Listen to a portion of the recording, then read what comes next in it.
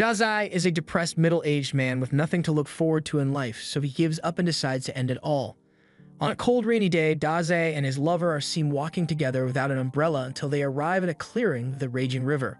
This is exactly what Dazai was hoping for since the rain made the river strong enough to sweep a person away, and right now, he wants to be that person. He and Saken came here today because they are sick of this world and plan isekai themselves by drowning in the River Kun together. This way, they will be able to keep their promise to always be together, so before they jump in, they tie their arms together in solidarity. However, as we all know, there is only one true king of isekai, and he isn't going to let his job get stolen. So despite them being in the middle of the forest, Truck Kun shows up out of nowhere to take them out before River Kun does, even if it doesn't make much sense. In the next moment, Dazai wakes up in a cathedral, and as he gets up, he is greatly confused by everything he sees around him, but he just assumes this must be the world people get sent to after they die. The style is different from what he's used to, but he will get used to it eventually. Just then, a voice calls out to him and explains to Dazai that he has been summoned here as the hero of this world. The woman's name is Annette, and she says she is tasked with guiding those who end up here. To prove that this is indeed another world, she directs him to look out this window as a dragon and various other mythical creatures are seen roaming around in the world of Zauberberg. She tells Dazai that he is destined to become the hero of this world and restore the light, but he doesn't seem too happy about it. He wanted one thing, and that was to die alongside his lover Saken. But not only did he end up in a fantasy adventure instead, Saken isn't even here with him, so he feels like he has broken his promise to die with her. Oh well, that just means he has to try dying again, so Dazai chugs an entire bottle of pills and patiently waits for the sweet embrace of death by overdose. Annette freaks out after seeing Dazai poison himself, so she immediately begins using magic to detoxify his body, but as Dazai regains consciousness, he tells her to stop trying to save him because it's really inconvenient. She doesn't listen to him and asks Dazai to stand up so he can fulfill his mission as this world's savior. However, Dazai doesn't even want to save himself, much less a random world that he just ended up in. He never asked to end up here in the first place, but this surprises Annette, so she asks if he happened to get hit by a truck. Dazai recalls a brief encounter with a truck, so Annette explains that she hired Truck Kun to isekai people here as part of the service she offers. The way it works is simple. Truck Kun finds someone who is depressed or deeply unhappy with their life, which is why he usually camps outside League of Legends tournaments. But after he has run over his target, they get sent to this world and get a second chance to live a happy life, and they usually end up feeling better. The fact that Dazai got run over means he must have been really unhappy with his life, so she doesn't see why he wouldn't be excited for a second chance. While she may be right about Dazai's old life being miserable, that doesn't mean he is going to be any happier in this world. In fact, he is pretty pissed that Annette and her isekai service ruined what was meant to be the perfect conclusion to his story.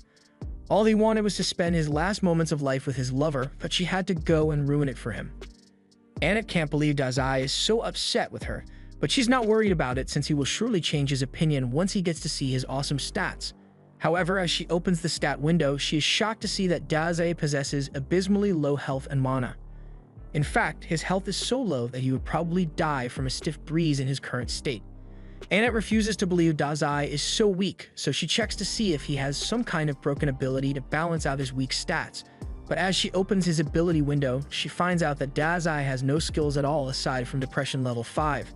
Dazai is basically a glass cannon, but with no cannonballs, so Annette doesn't know what to do with him since something like this has never happened before. Dazai decides to leave the cathedral since there's nothing left for him here, but Annette feels the need to make up for her mistake, so she grabs Dazai's hand and apologizes for having him brought to this world since he wasn't meant to come here. She unfortunately doesn't have the power to send him back to Earth, but she can't let him go and live by himself either since he wouldn't last 10 minutes outside with his current stat points. Dazai isn't surprised to learn that he's incredibly weak since no matter where he goes, he has always been a failure. Annette apologizes once more for her mistake and pleads with Dazai to stay in the cathedral for the time being since it's not safe for him to go outside. With his current stats, he would just end up getting snatched by a dragon or something, so she thinks it's in his best interest to wait before he does anything dangerous. Dazai thanks her for worrying about him, but he says her concern isn't needed since he is just looking for a place to die. Hearing him say this leads Annette to think that he may actually be different from all the others. When she first took this job, she was genuinely excited to guide the summoned heroes on their journeys, but since most of them were depressed League players, they were so annoying to be around that she ended up hating her job. Her tasks can basically devolve into ego-stroking the heroes to get them to accept the mission, but it's different with Dazai. As he's about to walk out, Annette drops her staff and chases after Dazai, pleading with him to at least pick a profession before he leaves, but Daze turns to her and says there's no need for that since he is a natural-born writer, and that's all he will ever be. With that, he closes the door behind himself and says goodbye to Annette. And once Dazai is gone, Annette falls to the floor and begins thinking about how Dazai is the exact kind of person she has been waiting for. Meanwhile, Dazai has made it to some plains outside and is trying to get directions from a sign, but he doesn't understand a single word on it, so he just goes back to popping pills. Just then, he hears a voice saying he has just spotted a landmark, so 5 points of experience have been awarded. He may just be high off the pills, but he could swear that sound just came from his head, and it really hurts since he suffers from migraines, so he tries to get it to stop. However, celebration music goes off in his head as he has now gone up to level 2, and the resulting migraines make him want to die even more. Just then, he hears a girl screaming for help nearby, so he turns around and sees the girl getting assaulted by a death tree. She notices Daze and asks him to help her since she'll be killed by the tree if she doesn't escape soon, and the tree seems to be wrapping her in its branches more and more by the second. Daze just stands there as the tree fondles the girl, and he seems to be enjoying the show. So much so that he asks her if she's okay about him writing a novel about this later, but the girl doesn't care about any novels and just wants Daze to rescue her already. To his credit, Daze gives it his best shot, but he can't reach her at all, so he just gives up. So the tree grabs him by the neck and hangs him up next to the girl. There's nothing he can do about it now, so Daze just introduces himself to the girl while he's hanging and says they are probably not going to last much longer. The girl blames Daze for their predicament since he couldn't do anything to stop the death tree. And now that they have been captured, the death tree is going to use its suction ability to suck out all the nutrition from their bodies, so in the next few minutes they are guaranteed to be dead. Daze says he's happy to hear that, but this freaks the girl out because what kind of lunatic would want to die by getting himself sucked dry? As Daze starts feeling weak, he looks like he's about to bust before suddenly slumping over. The girl starts to panic thinking Daze has actually died, but moments later, the branch that was strangling Daze begins to wither away, and the death tree ends up being destroyed because of it. The girl and Daze are freed as the tree disintegrates, but Daze is disappointed that he failed to die again. Thanks to his inadvertent victory, Daze levels up again, and the girl is left confused and amazed because she believes Daze intentionally made the death tree die by absorbing the poison in his body, but she also finds it weird that Daze would poison himself to begin with. She thanks Daze for saving her, while also apologizing for calling him useless earlier, but he doesn't think he did anything special. All he managed to do was fail to die, and he isn't happy about it in the slightest. The girl doesn't understand why Daze is depressed, but he saved her life, so she sincerely wants to thank him. She suddenly has an idea and invites Daze to come over to her house so she can express her gratitude properly, and Daze sees no issue with this. So as the girl extends her hand and asks what she should call him, he says she can call him Sensei. However, as he grabs her hand, he is reminded of Sakshan, and that gets him to wonder if she might have ended up in this world as well, and if that's the case, then he might be able to find and reunite with his love. He has finally found a reason to stay alive in this world, so he will make sure he finds Sakshan no matter where he is in the world, and when he does, they'll finally be able to die together. His motives may be questionable, but at least he's not actively trying to die anymore. With that said, he has no idea where to even start looking, so he heads back to Annette's cathedral, and Annette is overjoyed that he decided to come back to her, so she can finally shoot her shot. However, as the cat girl shows up behind Sensei, Annette freezes in shock because she hadn't thought Sensei would find a woman so soon after going outside for the first time. He says he has a question to ask Annette, so she prepares herself, thinking he wants to ask about her. But Sensei says he wants to find a girl named Sakshan, so he was hoping Annette might have some information on that. Annette is disappointed that Sensei is asking about another woman, but she doesn't have any good clues about where Sakshan might be, so Sensei is back to the drawing board. Since he has nowhere to go, he follows the cat girl to her house. The girl tells Sensei to cheer up since there is still plenty of time for him to find Sakshan, but since her house is still pretty far away, she suggests they should stop at the castle town of Roth so they can take a break. She then holds his hand so that she can lead him there. However, Annette is also here for some reason, and she won't stand for such unholy behavior while they are out in public. The cat girl yells at Annette for smacking her hand over something as trivial as hand-holding, and while she's on the topic of yelling at her, she questions why Annette is here in the first place, since it's not normal for a clergy to feel the need to abandon her post and follow people all the way out here. Annette doesn't really want to explain herself, but from the way she's looking at Sensei, the cat girl can already tell that she's in love with him. Annette denies having such impure intentions and claims that she is just here to watch over the weak otherworlder that she mistakenly summoned. As soon as the cat girl realizes that Sensei is from another world, She finally understands why he was so strong back when he saved her. Annette doesn't believe what the cat girl says since she saw Sensei's stats personally, and she knows for a fact that he is weakling. The cat girl still asserts that Sensei must be strong since he was able to defeat a death tree and save her life in the process, but this is terrible news for Annette since Sensei saving the cat girl's life is the first step to developing a romance. She can't believe she's already losing her chance to cat girl, but while they've been bickering this whole time, Sensei found something really interesting. It's a coffin that's the perfect size for him, so he climbs inside and says he has been feeling dizzy ever since he came here, so he's going to take a nap for a while, and they should wake him up when they get to the Tao. After that, he says goodnight to Annette and the cat girl, but the cat girl is mad that he still isn't calling her by her name. So Annette jokes that Sensei likes her more because he can actually remember her name.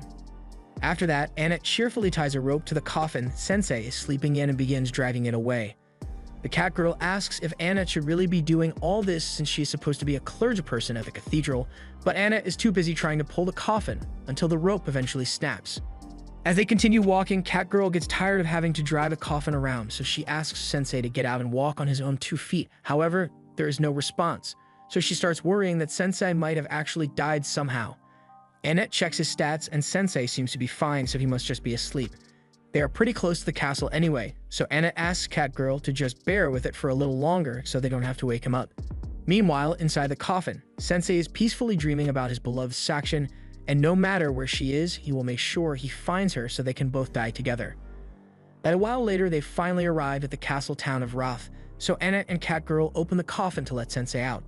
Sensei takes a look around the town, and he is now thoroughly convinced that he isn't in the same world anymore. Before they do anything, Annette says they should go to the castle and have an audience with the king, but they end up leaving the coffin in the middle of the road. Over at the castle, King Thomas and his daughter, Charlotte, are happy to meet them, and since they must be exhausted from such a long journey, he offers to let them all rest in the castle chambers for the night. But before that, he would love to hear some of Sensei's pleasant experiences. Sensei can't think of many pleasant things to talk about, but he did enjoy the coffin ride here, so he tells the king that he will teach him what it feels like to sleep in a coffin. Out of context, that clearly sounded like a threat, but Annette quickly changes the subject and compliments Charlotte on how beautiful she is. The king mentions that Charlotte is actually getting married soon, so he asks them for a little advice regarding Charlotte's suitors. Thomas calls for the men to be brought in, so we are introduced to the warrior, Gomes, and the wandering minstrel of love, Otto. Recently, due to the influence of the wrath of the demon lord, the activity of monsters has greatly increased recently. However, Thomas has grown too old to deal with the problem himself, so he decides that one of these two shall become Charlotte's husband and the next king of Roth. However, Charlotte doesn't seem to be on board with the idea since she hasn't chosen a husband yet. That's why he's leaving the choice up to a bunch of strangers he met 10 minutes ago. He wants them to pick who is more suitable to marry Charlotte between Gomes and Otto. But as the choice prompt shows up, Sensei does the sensible thing and says he has never met these men in his life. Charlotte's future hinges on this decision, so he thinks it's dumb to entrust it to a bunch of strangers like this, and if this is something he would do without a second thought, then he's not fit to be king. The king is left in shock, and after saying that, Sensei turns to leave while Annette and the cat girl frantically try to apologize for Sensei's actions. They try to explain that Sensei is from another world, so he's a bit blunt at times, but the king says it's fine since he isn't the type to hold a grudge, and Charlotte seems to have taken an interest in him. That night, while everyone else is asleep, Sensei spends his time looking out the window, so Annette gets up and asks him if he is having trouble falling asleep, so Sensei tells her that he just never sleeps well. Annette wants to take the opportunity to learn more about Sensei, so she asks him to tell her about Sakshan. But then she notices a tail pop out from under Sensei's sheets, so she takes the covers off and sees cat girl sleeping on Sensei's thighs. She won't stand for such debauchery unless she is the one who gets to sleep with Sensei, so she uses a pillow to smack cat girl and wake her up. Cat girl defends herself by saying it's cold and she's part cat, so it's totally normal for her to cuddle up to people for warmth. While Annette and cat girl continue arguing over this, Sensei gets up and leaves the room because of all the noise, and as he steps out into the hallway, he notices a beautiful light, so he goes out to look at the lake, and coincidentally, Charlotte is out here as well. Once she notices Sensei, she invites him to watch the lake with her since it's a beautiful night. Sensei agrees that the sight is very beautiful, so beautiful in fact that it makes him feel like drowning in the lake. Charlotte is shocked to hear him say this and asks if Sensei has enough problems to make him want to drown himself. But from what Sensei has seen so far, Charlotte seems a lot more trouble than him. After some silence, Charlotte confides in Sensei that she hasn't been able to make a decision between Gomes and Otto.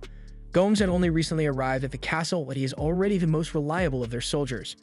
Her father has faith in Gomes' strength, so she feels like she should probably choose him. But Otto is her childhood friend, and whenever she would feel down, he would always write a song and play it to make her feel better. She doesn't know whether to choose a husband whom she loves or one who would be the strongest king for the sake of her father. Sensei laughs at himself a little and says Charlotte is truly kind for worrying about what her father thinks to this extent, unlike Sensei, who has attempted to cancel his subscription to Life several times, always inconveniencing his family in the process.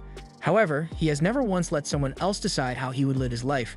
He thinks Charlotte should make a decision based on what she wants, and to do that, she must figure out what her true desires are. The next day, King Thomas is called Sensei and the others to the throne room again, and he apologizes for the inconvenience, but he called them here because Charlotte has finally decided who she will marry, so he wants them to act as a witness to her choice. Annette thinks Charlotte will surely marry Gomes since she is likely to put the needs of the kingdom above her own, while Catgirl thinks Otto is a much better match for her. Thomas tells Charlotte to go up to the man she has chosen and to speak her vows to him. So Charlotte begins walking, however, instead of turning to Otto or Gomes, she grabs hold of Sensei's hand and says she wishes to drown in the lake with him. No one can believe what they just heard, especially Annette, who collapses to the ground. Charlotte goes on to explain her reasons, and after talking with Sensei last night, she thought about who to choose for a long time, and that led her to realize something. While initially she was leaning towards picking Otto since he always sang to her when she felt sad, she now recalls that he sang to her even when she wasn't sad, and he was even singing last night as well, and he never said he was in love with her. So he probably just wanted to perform his newest song for someone, and Charlotte just happened to be available to listen. And Gomes is a no-go as well since he smells awful. The king asks Charlotte to reconsider and choose a husband, which seems like an odd thing to be worried about after she declared her intentions to kick the bucket with Sensei. Charlotte snaps back at Thomas and tells him that it was a foolish idea to make her marry someone without asking for her opinion since she never even wanted to get married in the first place. In the end, Thomas never stopped to consider her feelings at all, but Sensei actually cared about what she thought and respected that it was her decision to make. Sensei now understands why Charlotte chose him, but before he can give her a response, Gomes takes off his helmet and says he never would have thought his cover would be blown because of his smell. He then transforms into his true form as a servant of the Dark Lord, and he says he had intended to acquire this kingdom by becoming its king so he could eventually hand it over to the Dark Lord, but his plan has been ruined since Charlotte saw through his disguise. Sensei looks over to Charlotte and asks her if she had figured out Gomes was a demon, but she had no idea whatsoever. She just said he smelled because he really does stink. That means Gomes just blew his cover for no reason, but he doesn't want to admit that he was mistaken, so now that his cover is blown, he says he will just kill them all. This is the exact kind of situation where a powerful priestess would be really helpful, but she is still currently unconscious, so Catgirl tries waking her up while Gomes is distracted with the guards. Unfortunately, the guards don't last very long, so Catgirl is forced to grab Annette's body and run to avoid being crushed by a pillar. Since Annette won't be waking up anytime soon, Catgirl decides to take matters into her own hands and fight Gomes herself. She is currently level 14, so she should be able to handle herself well in a fight. Since she'll be fighting, Otto offers to play her a song since he is level 89 and normally a buff would be applied to her. But it turns out that Otto is just playing his newest song and it has no effects attached to it, other than it being a certified hood classic according to Sensei. Catgirl has no other choice but to begin attacking on her own. So as Gomes charges at her, Catgirl ducks underneath and kicks him across the face. She then follows it up with a cat punch, but it didn't really do much damage to Gomes, so he's able to send Catgirl flying. He then says he will put everything he has into his next attack and tear Catgirl to shreds. But before he does that, Sensei gets his attention and asks Gomes to please eliminate him and Charlotte first. Gomes doesn't think Sensei is serious at first, but Sensei reiterates that now that Charlotte has broken free from her idiotic father's control, her first wish is to end it all alongside Sensei, and Sensei is always up for a good chance to kick the bucket, so he asks Gomes to grant him this favor. Gomes agrees to kill him, but he says that after he does that, he will go on to kill the king. And then he will burn the city to the ground while killing every last citizen inside it. Sensei doesn't really care what Gomes does since she would be dead by then anyway, but Charlotte is starting to have second thoughts about dying. As Gomes begins charging at them, she tells Sensei that she can't let herself die yet since she wants to stay alive and protect the kingdom. Sensei is glad to hear that Charlotte finally understands what she really wants, so since she wants to stay alive, he pushes her out of the way so that he is the only one who will be pulverized. As Gomes continues to charge straight at Sensei, Charlotte tries to convince him not to let himself get impaled, but luckily, at the same time, Annette had just woken up and she uses her power to cast a barrier of light in front of Sensei and shield him from Gomes' strike. She has vowed not to let Sensei die as long as she is by his side. so as Gomes tries to break through her shield, he ends up shattering his horns in the process, and now that Gomes is defenseless, Catgirl is able to land a blow that sends him flying through the castle wall and into the lake. Both Catgirl and Annette are relieved that they managed to survive, and since Annette really helped her out during the battle, Catgirl feels the need to thank her. Annette thanks Catgirl as well for her help, and the two of them seem to be getting along a lot better now. And Otto is still here, just playing his harp without a care in the world. Charlotte has a lot to think about after what just happened, but suddenly her father runs up to her and starts begging for forgiveness for not considering her feelings earlier. Sensei was right when he said Thomas isn't fit to be king, and he now realizes that he's not even fit to be Charlotte's father, so he sincerely asks Charlotte if she is willing to forgive him. Charlotte gets down and tells her father that she forgives him, and from now on, she would like to talk to him a lot about the future of this kingdom and themselves. Thomas is really happy that he was able to reconcile with Charlotte, and Charlotte is happy her father finally understands her, but all Sensei can think of is how Annette and Catgirl messed up his perfect chance to get game over. A while later, Thomas acknowledged that he wasn't fit to rule as king, so he abdicated the throne to Charlotte, who now does everything in her power to make sure the kingdom is kept safe. And Otto is still making songs since he's got nothing better to do. Meanwhile, Annette and Catgirl are busy dragging Sensei's coffin to their next destination, and they are talking about how bold it was for Charlotte to become the queen at the age of 16, but they are sure it will work out somehow. Sensei gets out of the coffin and says what's important is that Charlotte made the decision for herself and she is standing by it, which is something that Sensei thinks is beautiful. After driving Sensei for a long time, Catgirl asks Annette if they can take a break and she has gotten really tired. They covered a considerable amount of distance, so Annette thinks it's okay if they take a little break. Since they stopped, Sensei opens the coffin and asks if it is time to eat yet. Annette offers him some bread, but Sensei says he only eats boiled tofu, so if she doesn't have any, he's just going to go back to sleep. After the break, Catgirl asks how much longer it will take before they arrive at her house, and since Annette is the one with the map, she says it looks like it will take a few more days before they get to her hometown, but before that, Annette asks to make a stop at this Whiten Temple. Catgirl doesn't mind the delay, but she asks why Annette needs to go there, prompting her to start explaining the isekai process. Normally, otherworlders arrive in this world through one of the 4 temples and head to fight the Dark Lord from there. But since Sensei's goal is to find Sakshan rather than defeating the Dark Lord, Annette wants to head to the temples to see if they can gather any information regarding Sakshan's whereabouts. If they are unlucky, they might end up having to travel across the whole world, but Annette is totally ready to leave everything behind for Sensei. In all honesty, she doesn't want Sensei to fight the Dark Lord, even though it's her job to convince otherworlders to do it. She just doesn't want Sensei to be exposed to that kind of danger, so Catgirl trades her for being in love with Sensei. Annette denies any impure intentions, even if it's painfully obvious at this point. She tries claiming that Sensei gave her a breath of fresh air when she was beginning to give up on her job, so she wants to repay the favor and help him find the person he is looking for, that's all. Catgirl asks if that means Annette would be alright with it if she found out Sakshan was actually Sensei's lover or something. But while the mere thought of Sensei having a lover is painful, she still wants to confirm for herself if it turns out to be true. By the way, Catgirl wonders if Annette will even be allowed to enter this Whiten Temple since she kind of ditched her job to go on this journey. Annette doesn't think it's going to be an issue since she's good friends with the person in charge of this Whiten Temple, and it's not like she just abandoned her post either since she had her familiar send in an official resignation letter for her. And coincidentally, that same familiar is back and currently chewing on Sensei's head. After healing Sensei, Annette complains that her familiar is always causing problems for her, and now that she says it out loud, she realizes it might have been a bad idea to leave the delivery of her resignation letter to this thing. Her suspicions are confirmed when it spits up her resignation letter, so now it looks like she abandoned her post without notice, and she blames the familiar for it.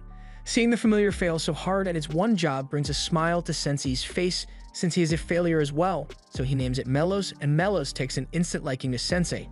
But Sensei doesn't really want a pet, so he just goes back into his coffin. Meanwhile, Annette is freaking out over the fact that she left her post without notice, so the temple is totally going to deny her unemployment claim later. Just then, Melos starts acting a little weird, and before long, he runs away, so something is clearly wrong. But it's not until a dragon descends from the mountaintop that they realize what Melos was trying to warn them about. A dragon is the strongest monster in the world, so Annette doesn't know what to do. But before the dragon attacks, a girl appears behind Annette and Catgirl, and she tells Ryuta to quit attacking random people. The girl then walks up to the dragon and begins petting it, so Annette and Catgirl are pretty confused by point. They've never heard of someone managing to tame a dragon before, so they ask who the girl is. However, she just turns to them and says there are a lot of monsters in the area, so they should hurry up and leave before they get hurt. In fact, it looks like one of their teammates has already died. Annette apologizes for the confusion and clarifies that Sensei is still very much alive. He is just a weird otherworlder, so he enjoys sleeping in a coffin. As soon as the girl hears that Sensei is an otherworlder, a switch flips in her head, so she removes her cloak, revealing that she's a dragon girl, and says she will kill all otherworlders. The amount of power coming from her body is intense, so as she fires a blast at them, Annette is just barely able to hold it back for a couple of seconds with her shield, but her shield isn't strong enough as the blast still does a lot of damage. They are left sprawled out on the floor, and they realize the dragon girl's power is far superior to theirs, but they are still determined to protect Sensei at all costs, so they get up to fight once more. However, the dragon girl has grown impatient with their meddling, so she uses her intense pressure to force them to the ground. And while they are unable to move, the girl stands over them, giving Annette a clear view of the mark on her neck, which she recognizes to be the mark of the wrathful Dark Lord. The Dark Lord is about to finish off Annette and Catgirl, but before she does, Sensei gets up and says there's no need for her to be so violent towards the others. She said her beef was with otherworlders, and that means the person she wants to eliminate is him. He tells her she is free to do whatever she likes to him. And since he isn't putting up a fight, the Dark Lord agrees to leave the others alone, and in the next moment, she punches a hole straight through Sensei's chest.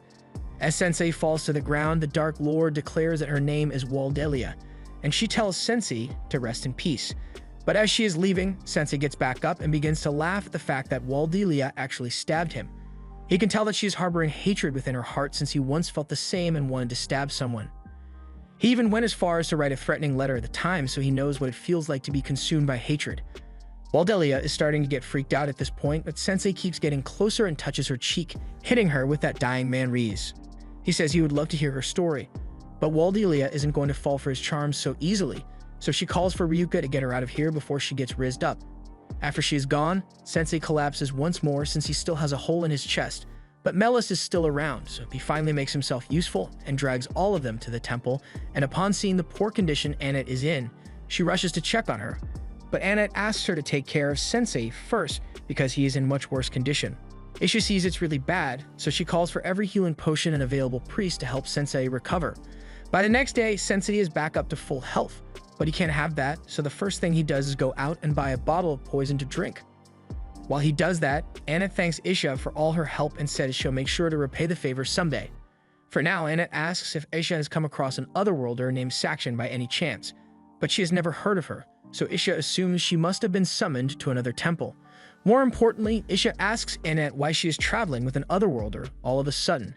She was shocked when she heard that Annette ditched her job, but she was also kind of relieved since she knew Annette was too kind-hearted to be exposed to this kind of job. However, she can't support Annette's decision to travel with an otherworlder since she should know from first-hand experience that they are all pretty much scumbags. They are given divine gifts to defeat the Dark Lord, yet all of them call their gifts overpowered skills and use them for dumb things like starting a failing rap career. This goofball is called Kotaro, and he was unfortunately given the power to destroy the world's economy by mass-producing gold coins. He offers to buy the girls whatever they want in return for some fun time, but Aisha throws his gold back in his face and tells him to leave because she is having a serious conversation over here. Kotaro was annoying, but he helped prove Aisha's point that otherworlders aren't good people. Anna tries to explain that Sensei isn't like the rest of the otherworlders, but Aisha doesn't believe it since Sensei's face says he's a destructive person.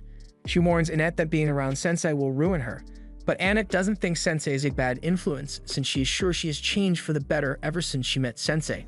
But her argument about Sensei being a good influence doesn't sound very convincing when he comes over to her asking for money to buy drugs, and she happily gives him as much money as he needs too, so Isha thinks Annette might be too far gone already.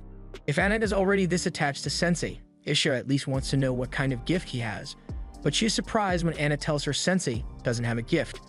And despite not having a gift, he still put himself in harm's way to protect her and Catgirl from the Dark Lord, but this statement shocks Isha even more as the Dark Lord was reportedly killed 7 days ago by some otherworlders. We then see the bloodstained throne of the former Dark Lord, and the otherworlder who killed the Dark Lord sitting on it. And from a distance, Waldelia looks on, swearing to avenge her father's death. A while later, Annette meets with Catgirl and informs her of the news that the Dark Lord was already slain 7 days ago. Isha received the news from the church yesterday, and it's a wonderful thing since it means peace had finally come to Zauberberg. But if it's true that the Dark Lord is dead, then who was the one who tried to kill him earlier? Anna doesn't know the answer to that question. And now that Catgirl thinks about it, didn't Sensei also show up 7 days ago?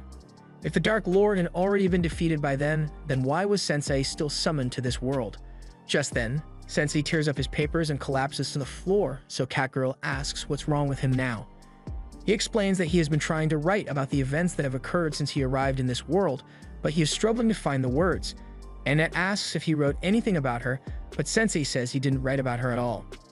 If anything, he got a surge of creativity after meeting Waldelia, so he would like to experience something similar to spark his creativity, but Catgirl says she's not going to do anything dangerous with him. Annette suggests they all go out into town to relax, and considering her future with Sensei, there are a few things Annette would like to buy for him. Upon entering town, Annette buys a huge set of heavy armor for Sensei to make sure he doesn't die, and Sensei doesn't really mind it since the tight feeling reminds him of his coffin. With Sensei's safety ensured, Annette and Catgirl head off to do some more shopping, so she asks Sensei not to go anywhere while they are gone. A while later, Aisha is walking through town where she sees a couple kids gathered around a suit of armor, and she's shocked to find Sensei snugly sitting inside. Ignoring the question of why he's in such huge armor, Aisha says there's something she wanted to talk to Sensei about. She says that from now on, Annette is going to be staying with her since she believes staying with Sensei will ultimately make her unhappy. She tells Sensei to dissolve his party with Annette immediately, but Sensei just grins and tells her that Annette is the only one who can decide whether she wants to stay with him or not, so it's not up to Aisha to decide for her. Besides, how can Aisha be so sure that Sensei will make Annette unhappy when she knows nothing about him? But the fact that he's an Otherworlder is all the proof she needs to know that Annette would be better off without him. Just then, Aisha hears an unsettling sound, and as she goes to investigate, she finds Kotaro introducing another Otherworlder, Suzuki, to the people. Suzuki tells the crowd that the Dark Lord has finally been defeated, so they all begin to cheer for the Otherworlders who gave them their freedom from the Dark Lord. Suzuki corrects the crowd since he wouldn't exactly call this being freed, it's more like they are under new management. He declares that from now on, this world will be ruled by the Otherworlders and Suzuki will be taking over this town. So he demands that all the people kneel to him. Just then, Kotaro spots Annette and tells that she's one of the elves who smacked coins in his face, so Suzuki gets up and yells at her for daring to harm an Otherworlder, and he's going to make sure she never does something like that again. After placing his hand on Annette's head, Suzuki activates his skill, and within moments, Annette's eyes go dark as she falls under his control. Something is clearly wrong, so once Catgirl realizes that Suzuki has done something to Annette, she grabs Kotaro by the jacket and demands to know what happened to her. Kotaro snickers and tells her that there's nothing she can do now that Suzuki's skill has been activated because it turns anyone he pets into his mindless slave. Catgirl is enraged, so she threatens to beat Kotaro up until he gets Suzuki to turn Annette back to normal. But before she could do that, Suzuki had already put his hand on top of her head and used his ability to turn her into an obedient slave as well. Things have gotten out of hand, so Aisha finally comes out and confronts Suzuki for misusing his ability when she taught him to only use it for good. But Suzuki couldn't care less about Aisha's disapproval because he's the one with all the power here. And since Aisha and the townspeople are so insistent on opposing him, he decides to just destroy the town completely to set an example and rebuild it as a place where no one will dare to stand up to him again. He then turns to leave, but before he does, he turns to Aisha and tells her he will be taking over her church and using it as his castle from now on. The attack dogs proceed to destroy the town under Suzuki's orders, including Catgirl, who is currently attacking the suit of armor Sensei was stuffed into earlier. Sensei isn't alarmed in the slightest by Catgirl's rabid behavior, and in fact, he finds it amusing that Annette was actually right about him needing armor in case of emergencies like this. Eventually, Catgirl's punches deal enough damage to shatter the plating of the armor, but in the process, she causes the helmet to go flying straight into her face, which knocks her out instantly. Sensei is now free from the armor, and since Catgirl is unconscious on the ground, he does the only thing he can think to do and stuffs her in a barrel so she doesn't hurt anyone. After he does this, Aisha comes crashing into the building beside him, and for once she's actually relieved to see Sensei's face, but she still stands firm on her earlier statements as Suzuki is a prime example of what Otherworlders are like. Not only did Suzuki use his gift for his own selfish desires, but his greed has also led him to become a danger to society. The power from his gift must have gone straight to his head, since he wasn't like this when he first arrived in this world. Initially, he was a shy and weak-willed man, but now he has turned into a monster. Hearing Aisha describe Suzuki's descent into evil gives Sensei the spark of inspiration he has been looking for, so he asks Aisha where Suzuki is right now, and he is informed that Suzuki should be in the church right now, so he asks Aisha to watch Catgirl while he goes to see Suzuki. Isha tells him to wait since it's crazy for Sensei to go after a hero and doesn't have a gift, but Sensei still insists on going since he believes Suzuki's story will be an interesting topic to write about, so Isha relents and says she will go with him to ensure his safety. As they arrive at the church doors, Sensei is excited, but Isha can't understand how Sensei is so calm in a situation like this. He has already seen what Suzuki's gift is capable of doing, so he should know that he stands no chance of winning in an honest fight. If Sensei opens the door without a plan, she tells him he will be torn apart by Suzuki's beasts, but as she says this, Sensei pulls a bottle of poison out from his sleeve. Isha is impressed since she believes that Sensei must be planning to use poison to take out the beasts, but to her shock, he just shoves the entire thing in one gulp. Since they can't use the poison anymore, Isha gets down on all fours and tells Sensei that they are going to have to use the back door now. But once again, Sensei doesn't listen to her and walks straight through the front door. Sensei greets Suzuki and tells him that he is interested in writing a novel about his story, so Suzuki thinks Sensei is a fan of his, wishing to document his heroic deeds. But the reality is quite the contrary, as Sensei says that the story he wishes to write is about a loser who was given more power than he deserved and ultimately turned into a scumbag. Suzuki feels insulted, so he orders his dogs to rip Sensei to shreds, and Sensei is still just standing there, so Isha takes it upon herself to defend him. She casts a spell that fires lasers into the dog's head, but eventually she gets overwhelmed, so Suzuki orders his remaining beasts to shoot fireballs at Sensei.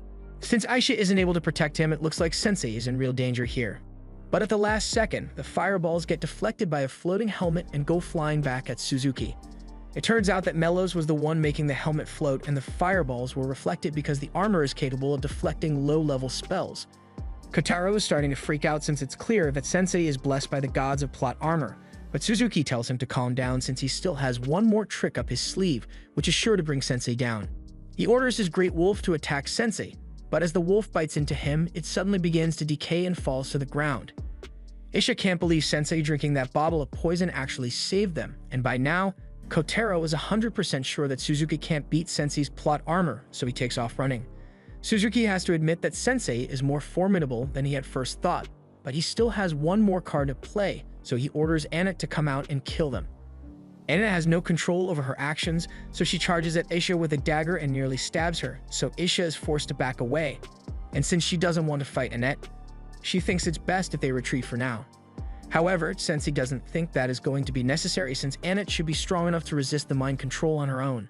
Suzuki calls him a fool since his mind control is impossible to dispel once it has been activated, so Annette is doomed to be his slave for the rest of her life. Yet, Sensei still believes Annette is strong enough to overcome it on her own, so he walks right up to her knife and tells Annette that she doesn't have to listen to what Suzuki tells her to do. He seems to be getting through to her since Annette starts holding herself back from stabbing Sensei, and Suzuki doesn't like it one bit, so he uses all his power to try to force her to stab him, but through sheer force of will and a flashback, Annette is able to overcome the brainwashing by stabbing herself in the leg. The pain snaps her out of it, so she ends up falling into Sensei's arms. And now that Annette is back to her usual self, Sensei asks Isha to treat her leg wound, and Aisha is starting to realize that she may have misjudged Sensei as a person. Meanwhile, now that Suzuki knows his ability isn't all-powerful, he realizes that he's going to be held accountable for all his war crimes, and he can't bear the thought of the punishment he will have to endure at the hands of the people he has oppressed, so he looks around for the knife and attempts to use it to off himself. But at the last second, Sensei stops him from stabbing his throat, but not really because he cares about Suzuki's life. He just hasn't finished writing his story yet. He wants Suzuki to tell him all about his life, so since he has nothing left to lose, Suzuki starts telling him all about his life back on Earth. He was a high school student who got bullied relentlessly by the bigger kids. He was timid and weak, so he could never truly stand up for himself. He even had thoughts of flipping off the roof so he wouldn't have to deal with the bullies anymore, but ultimately, he was too much of a coward to go through with it. On his way home that day, a drunk old man bumped into him and then proceeded to yell as if it were Suzuki's fault, so Suzuki was obviously angry, but he still didn't have the will to stand up for himself. Overall, he was a miserable person, which made him a prime target for Truck-kun.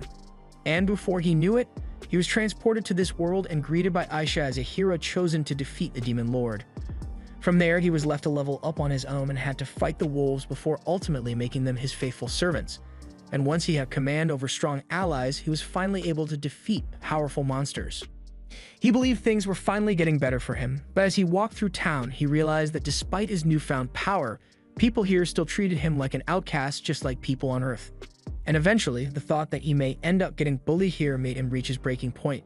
He had suffered endless torment on Earth and suddenly found himself being proclaimed a hero, but he had no reason to want to save this new world or be its hero. Although even when he tried to play the part of a villain, he couldn't even do that. Sensei is pleased with the story Suzuki just told because it allowed him to finish his novel. It's about a pitiful man who could neither become a hero nor a villain due to his own weakness. He's an outcast no matter what world he goes to, so Sensei decides to call the novel Isekai Shikaku. And as he names it, pages from the novel begin floating around Suzuki. Sensei thanks Suzuki for his story since it allowed him to write something he was satisfied. But he still cannot call this a masterpiece, so takes a page from the novel and rips it apart. As he does this, a magic circle appears beneath Suzuki, and both Isha and Annette recognize it to be the summoning circle they use to bring heroes to this world. But this one is acting in reverse, so in a flash of light, Suzuki is unsummoned and sent back to Earth. Annette checks Sensei's status screen, and to her surprise, it now says he has a gift when it clearly wasn't there before. Isha realizes that it must be some kind of special skill and only activates against Otherworlders, which can only mean Sensei was brought to this world to fight Otherworlders. After he's done, Sensei collapses to the ground, and he's disappointed that he couldn't create a masterpiece like he wanted, and it looks like he is oblivious to the power his writing possesses as he starts wondering what happened to Suzuki. With Suzuki having been reverse isekai'd, all the monsters under his control stop being aggressive and begin leaving the town. And Catgirl finally gets herself out of the barrel, although she can't figure out why she was in there to begin with. After things go back to normal, Isha thinks Sensei deserves a reward for saving the town from Suzuki, so at his request, she has a custom coffin made for him. Annette thanks Isha for all the help she has offered, but before she goes, Isha says there is something important she would like to discuss with Annette. She tells Annette that it is very likely that Sensei is an incredibly important hero to this world, and that means traveling with him is bound to be insanely dangerous. But after seeing the willpower Annette possesses, Isha believes Annette can handle any challenges that come her way, so she asks her to support Sensei to the best of her ability. After that, the group is ready to continue their journey, so Catgirl and Annette both grab the ropes to begin hailing Sensei's coffin. But before they go, Isha says she has a question for Sensei. It's true that Suzuki turned out to be a rotten hero, but considering the fact that he was nice before he was given his powers and exposed to this world, she can't help but feel like he only turned out that way because he was summoned. And now that he has been sent back to Earth, he may be doomed to continue his miserable life. However, Sensei sees it differently, since while Suzuki's story as a hero of this world is over, his story on Earth is still in progress, and it's up to him to change things for the better. After Sensei and the others had left, Isha went to the headquarters of the church to report the recent events.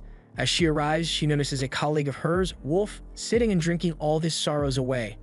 She is appalled that he would be drinking so early in the day, but he says he has to because his job is a lot more stressful than hers. While Isha gets to deal with other people like her, Wolf is forced to deal with dwarves, and dwarves smell absolutely terrible.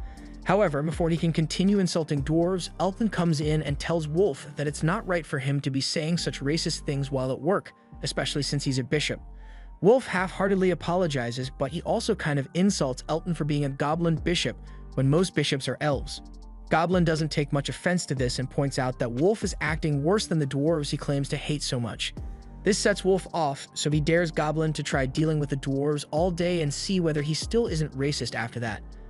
All of a sudden, they are both interrupted as Cardinal Miller arrives and tells them to stop bickering and take their seats so they can get this meeting started. Once the meeting begins, Miller apologizes for summoning all of them here on such short notice. He would like to begin the meeting by having each region, but it looks like there's someone missing. However, before he can start talking, another bishop arrives and stumbles onto the floor in front of them. None of them have any idea who this girl is, so Miller introduces her as the new bishop of the Western Temple who is taking over after Annette ditched her job. They all get seated and Miller asks for the bishops to begin their reports, starting with Aria. She introduces herself as Annette's replacement and reports that nothing noteworthy has happened in her region. The cardinal mentions that he heard Princess Charlotte inherited the throne recently, and that seems noteworthy, so Aria apologizes for forgetting to mention that. While Aria is begging to not be fired, the goblin bishop Elton interrupts her and begins his own report. He states that his region has experienced nothing but peace recently, so he doesn't have much to report. Wolf goes up next and gives his report on his territory.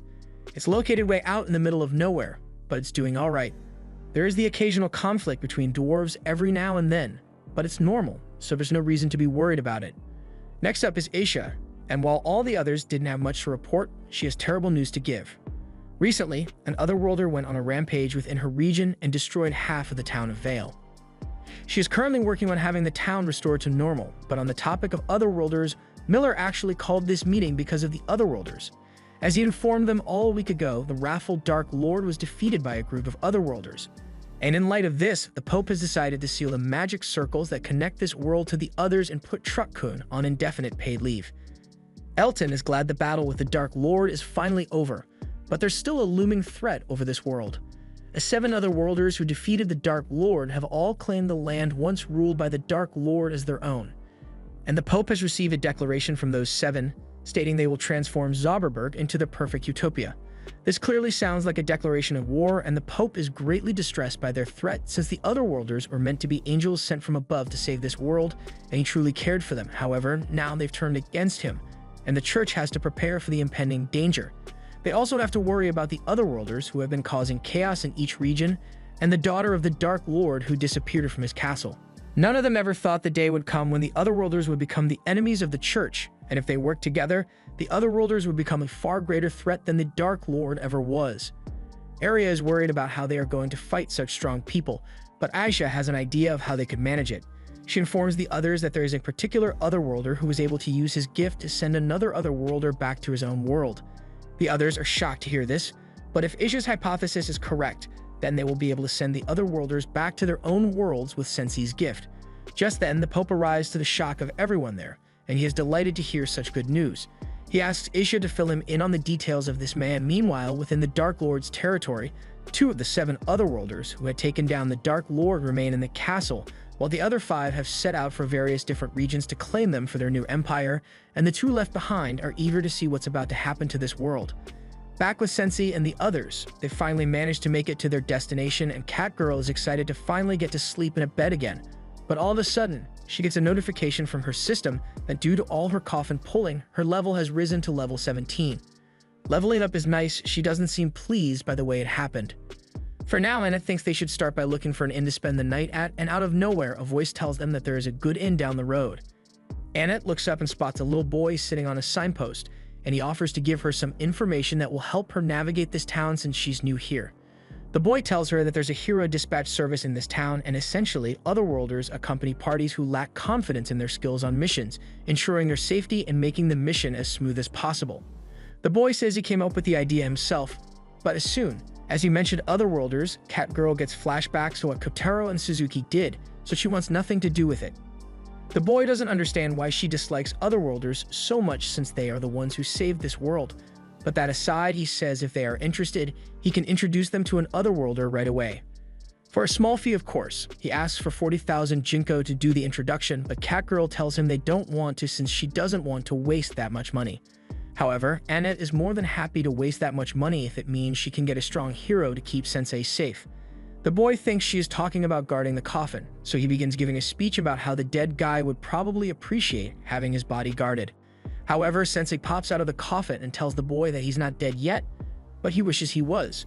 The boy is scared out of his mind, but Catgirl tells him that despite how he looks, Sensei is also a hero. However, the boy doesn't believe her. He quickly snatches the money from Annette and tells them that he will bring the hero to their inn later tonight. Even though Catgirl wasn't on board with the idea at first, she does admit that it would be nice to have a strong hero join their party since it would mean she doesn't have to drive the coffin anymore. But Annette actually enjoys pulling the coffin though. Later that night, they are all waiting at the inn for Nura to arrive like he said he would, but Sensei tells Annette that the boy isn't going to be coming here anytime soon. To put it simply, she's been scammed. Hearing this, the innkeeper asks Annette if she happens to be waiting for a kid named Namir, and upon confirming this, the one informs them that Nura is notorious around here for being a young scam artist. He has never even met a hero before, so there's no way he could introduce Annette to a hero like he claimed he would. Annette is devastated that she just lost 40,000, so Catgirl tries to get her to calm down. Sensei wants to know a bit more about Nur, so the innkeeper explains that Nur is an orphan who just showed up in town one day, and since then, he's been making a living by scamming unsuspecting travelers who come to the town. He's a nuisance to the town, but sometimes, the innkeeper can't help but feel sorry for him since he has no parental figures to correct him, and he is all on his own. At the same time, Nur is sitting under a bridge and staring at an old sword he has, but moments later he gets snatched up by some unknown kidnappers. They take him to an abandoned shed where they take a look at all the money Nur has swindled throughout his time as a scammer. Nur asks them what they plan to do with him, and the 3 guys have got some evil intentions in their eyes, So Nur starts trying to bluff his way out of the situation by claiming his hero friend will get revenge on them if they try to harm him. However, the guys aren't worried since they know for sure that Nur has never met a hero, and as a matter of fact, they happen to be heroes themselves. One of them has a gift that allows him to summon a powerful crossbow, and since Nur has been so carelessly using the name of the heroes to scam people, the other worlder is going to punish him with an arrow to the head. Nur can't believe the heroes he looked up to are actually scumbags, but he comes to terms with it and awaits his death.